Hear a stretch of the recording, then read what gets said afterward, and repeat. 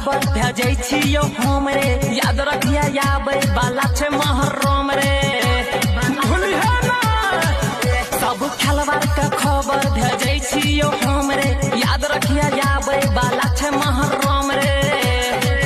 दिल्ली मद्रास चाहे हरियाणा में रही है रे, ठेकेदारवा सही सफली है रे। महर्रम में घर चला जाई है रे, ठेकेदारवा सही सफली है रे। महर्रम में घर चले जाई है रे। Ambe recording studio Delhi.